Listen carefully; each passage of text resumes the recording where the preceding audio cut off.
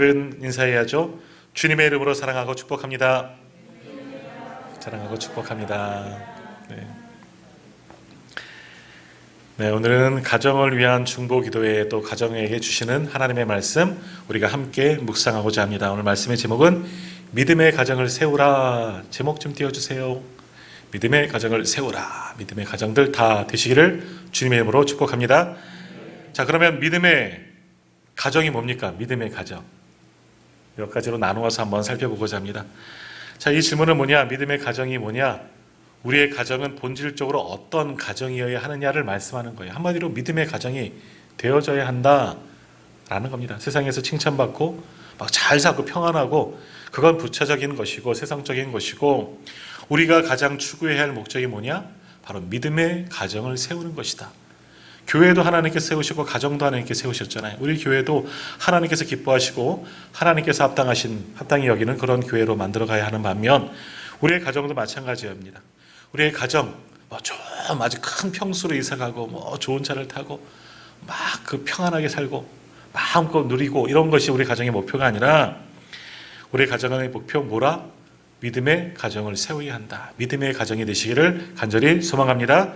자, 그러면 어떻게 해야지 믿음의 가정이 될 수가 있느냐? 믿음의 가정이란 뭐예요? 결국 우리 모든 식구들이 믿는 사람들인 겁니다. 믿는 사람들이 다 되어져야 하는 거예요. 다시 말하면 예수 믿고 구원을 받은 가정, 모든 식구들이, 온 식구들이 다 예수 믿고 구원받는 가정이 믿음의 가정입니다. 가족 구성원들 다 예외 없이 한 사람도 남김없이 아직도 갈등하고 있지 아니하고 모두가 다 주를 나의 구주로 우리 가정의 주인으로 영접하고 믿고 또 함께 교회 나가고 한 자리에 앉아서 같이 예배하는 가정, 그것이 바로 믿음의 가정인 줄 믿습니다. 자, 오늘 예배하는 우리 성도님들의 가정이 그러한 가정 되기를 간절히 소망합니다. 자, 오늘 말씀에 보면 이 대표적인 믿음의 가정이 나옵니다. 물론 믿음의 가정을 찾으면 많은 가정을 찾을 수 있겠죠. 창세기부터 보면 아브라함의 가정 얼마나 대단한 믿음의 가정이고 아브라함이 주신 축복이 많이 이어졌습니까? 노아의 가정도 마찬가지이고.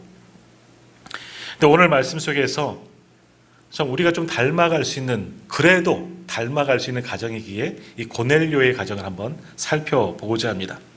자, 오늘 우리가 말씀을 한 절만 읽었습니다. 2절 말씀이 좀 중요해서 2절만 읽었지만 10장 전체가 오늘 고넬료에 대한 이야기가 쭉, 고넬료 가정에 대한 이야기가 쭉 나오는 거예요.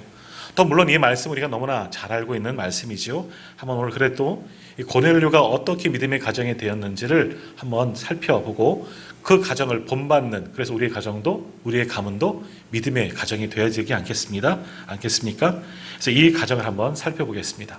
자, 먼저 1절 말씀 보시면 고넬료라는 사람의 이제 신분에 대해서 이야기를 하고 있는데요. 자, 1절 말씀 한번 같이 읽도록 하겠습니다. 1절입니다.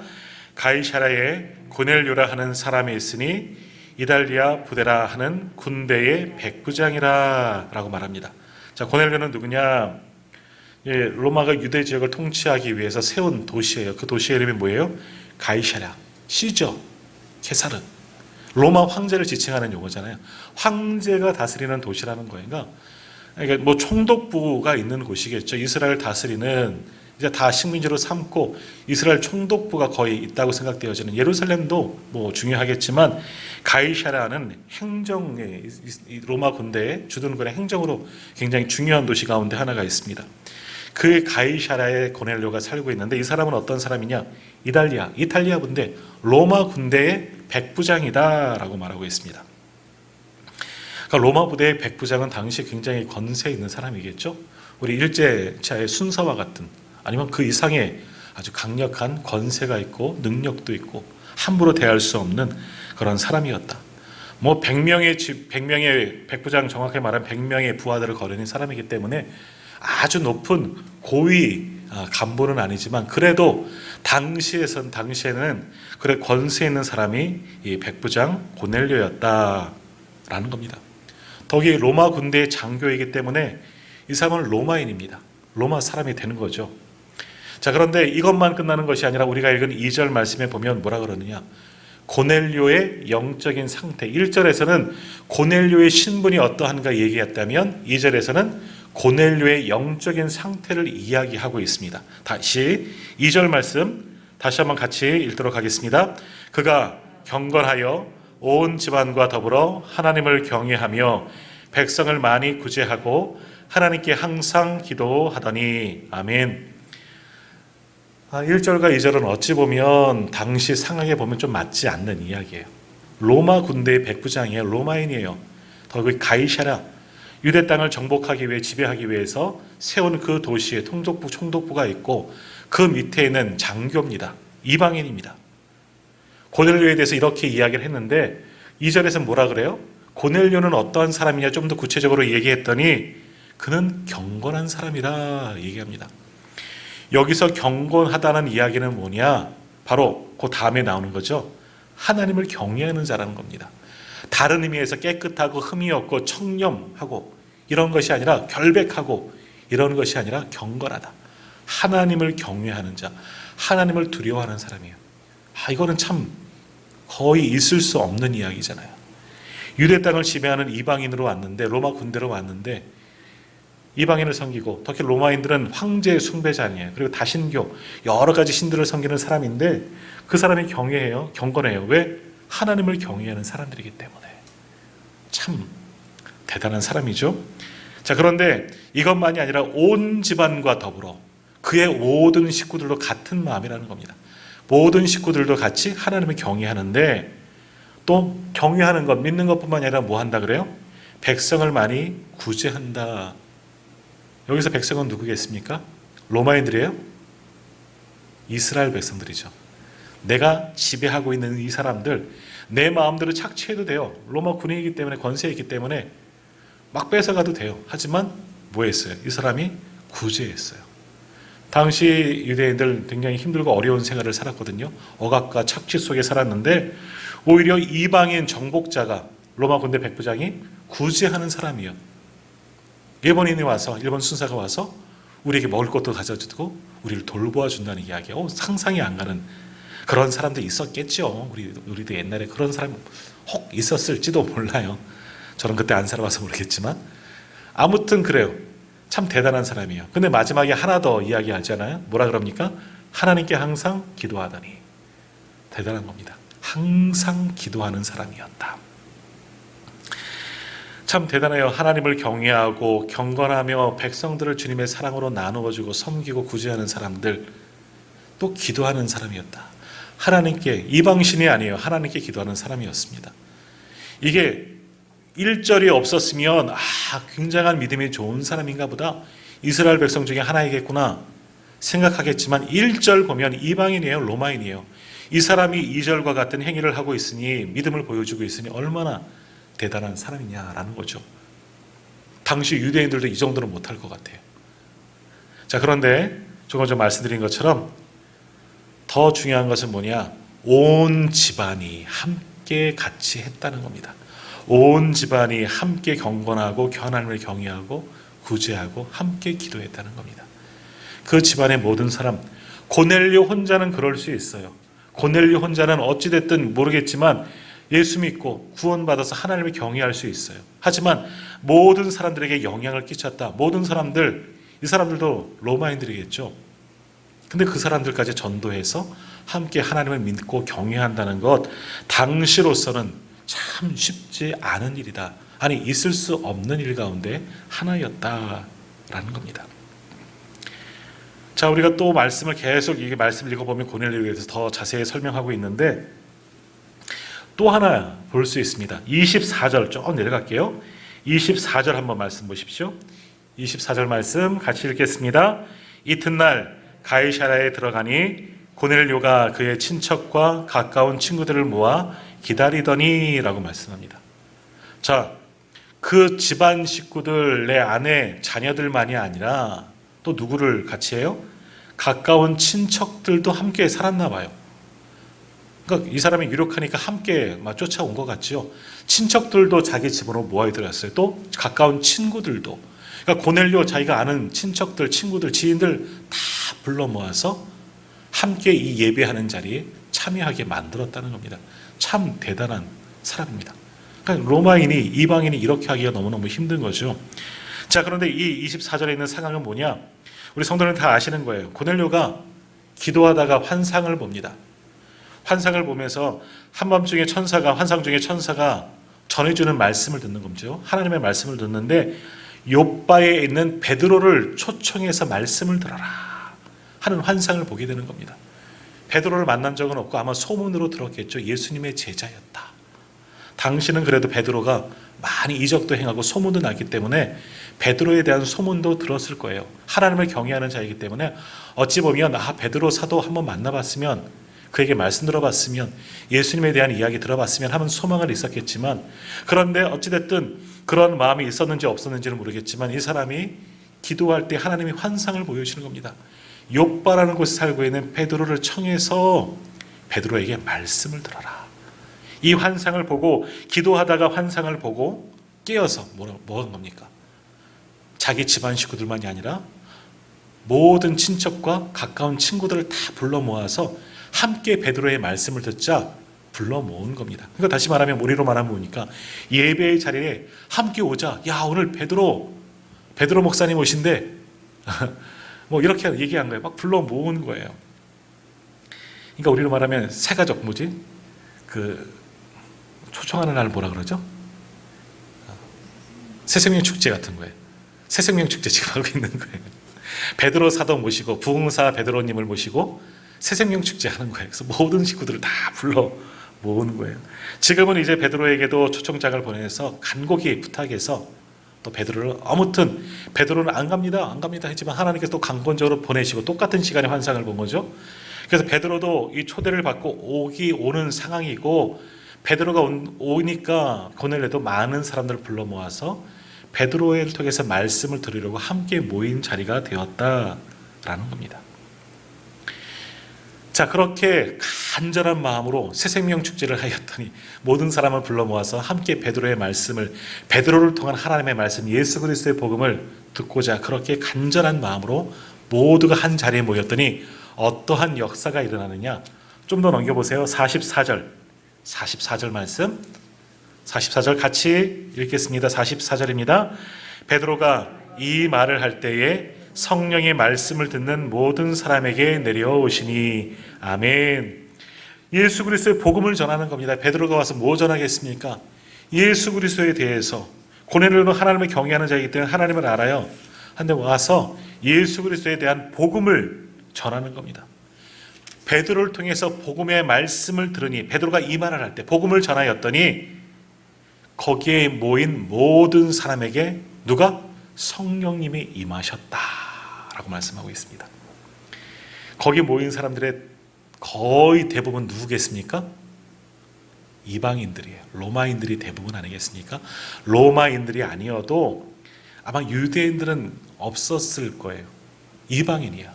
어쩌면은 그날 처음 새생명 축제에 와서 앉아 있는 사람, 뭐 맛있는 거 주고 선물도 준다니까 와서 앉아 있는 사람일 수도 있지만, 아무튼 그곳에 모인 모든 친척들, 가족들, 친구들, 베드로가 전한 말을 듣고, 말씀을 듣고, 복음을 듣고 모두가 성령을 받고 믿게 되었다. 아주 놀라운 일들, 그리스도인들이 일어난 겁니다.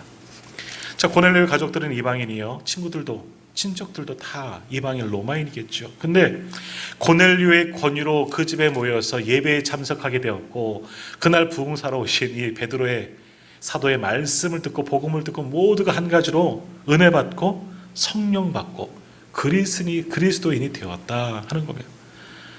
그러니까 고넬료로 인하여서 그 주변에 있는 모든 사람들이, 고넬료와 관계하는 모든 사람들이 다 구원받게 되었다 하는 겁니다. 이러한 가정이 믿음의 가정이 되는 겁니다. 나 혼자만 믿는다고 믿음의 가정이 되는 게 아니에요. 나를 통해서 우리 가정이, 또 우리 가문이, 또 내 지인들이 다 예수 믿고 구원받아야지 믿음의 가정이라 부를 수가 있는 겁니다. 좁게 좀 좁혀봐도 우리 식구들, 한 지붕 아래에서 거하고 있는 우리 피를 나눈 내 형제 자매들, 우리 자녀, 내 아내, 또 내 남편, 우리 부모님, 우리 자녀들, 함께 믿는 모든 가정들이 믿음의 가정이 되는 겁니다. 오늘 고넬료는 그러한 가정이 된 겁니다. 이미 하나님을 경외하였다가 베드로를 통해서 말씀을 듣고 모두 다 은혜 받고 성령 받고 정말 모두가 구원을 받은 믿음의 가정이 된 겁니다. 정말 믿음의 가정은 이처럼 주님의 복음을 듣고 모두가 구원받은 가정, 그러한 가정이 바로 믿음의 가정입니다. 자, 오늘 우리들의 가정은 어떻습니까? 우리 모든 식구들 다 구원받으셨습니까? 또 모두가 다 구원받은 것뿐만 아니라 모두 다 성령으로 충만하게 모든 식구에 체험받으셨습니까? 모두 다 경건한 삶을 살고 있습니까? 아니면 오랫동안 강권하였지만 여전히 주님 앞에 나오지 못한 이들도 우리 식구들 가운데 있습니까?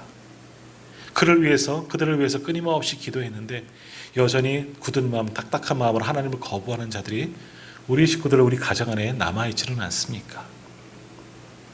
오늘 고넬료 하나님께 칭찬받고 구원받은 가정, 성령 충만한 가정이 된 것, 이것을 보시면서 우리 가정도 이 고넬료 가정이 되기를 소망하며 하나님께 기도하십시오. 하나님께서 우리들의 가정도 그러한 믿음의 가정으로 반드시 삼아 주실 줄 믿습니다. 사도행전 16장 31절에서 말씀하죠.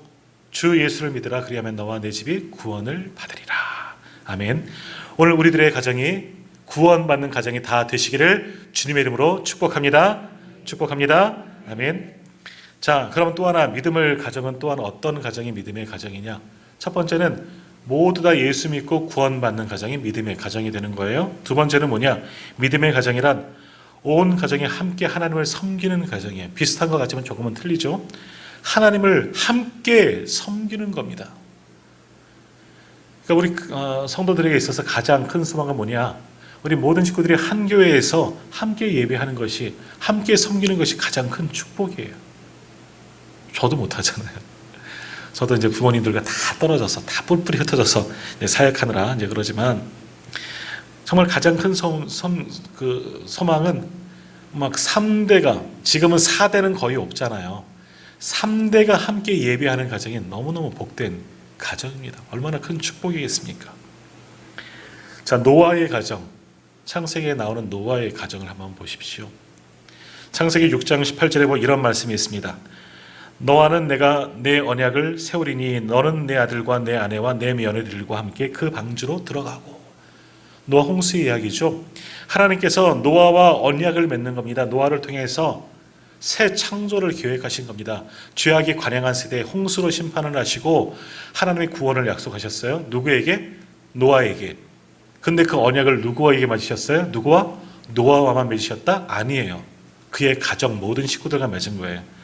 내 언약을 세우리니 내 아들과 내 아내와 내 며느리들과. 아직 손주들은 없었나 봐요. 3대가 같이, 이건 3대가 아니죠.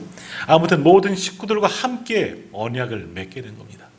하나님의 축복을 그 모든 가정에게 주셨고 함께 섬기게 된 겁니다. 함께 방주로 들어가라. 하나님을 함께 섬겼더니 함께 구원받게 된 겁니다. 그래서 노아 부부 그리고 세 아들 부부가 함께 구원받고 그들만이 구원을 받지 않았습니까? 함께 하나님을 섬겼기에. 자, 우리가 노아 이야기에 보면 잘 아시는 것처럼 노아가 자녀들을 낳기 시작할 때는 노아의 500세 된 해부터 자녀들을 낳기 시작했습니다.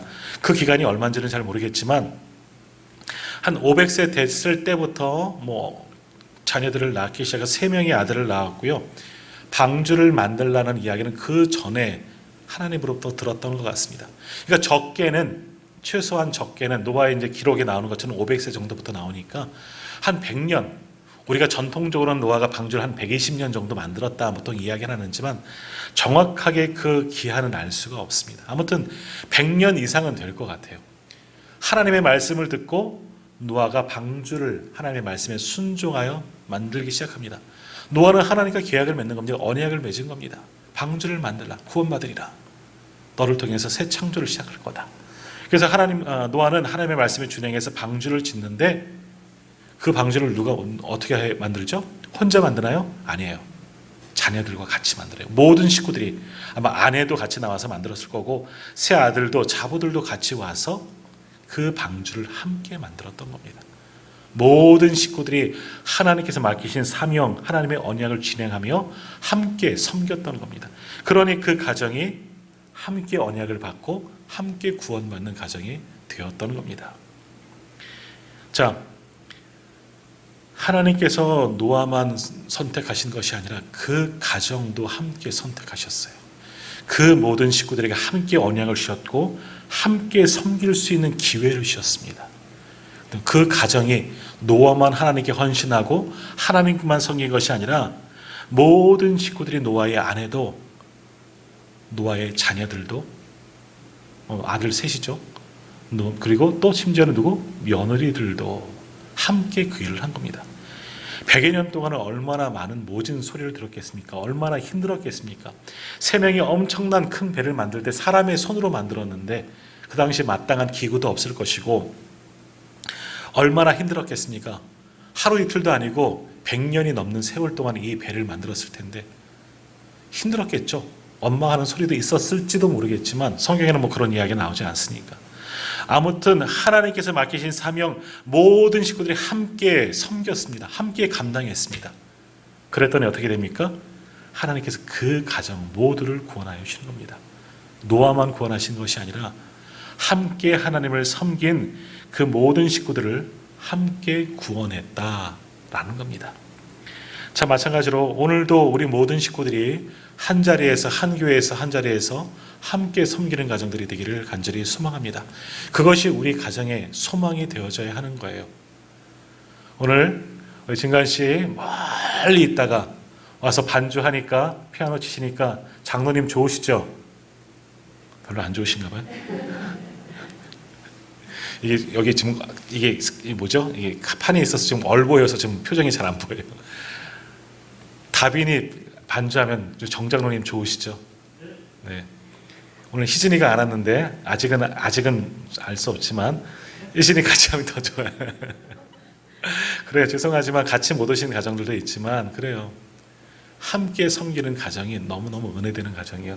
예전에 청년 때 전에도 한번 말씀드렸지만 저는 청년 시절 교회에서 청년 때도 찬양 인도하고 막 그랬는데 저희 할머니는 우리 안승자 집사님 그 자리에 앉으셔갖고 찬양 인도하면 찬양 안 부르고 누구 봐요? 손주만 봐요. 아, 우리 손주 잘한다. 그걸 통해서 은혜 받으셔요.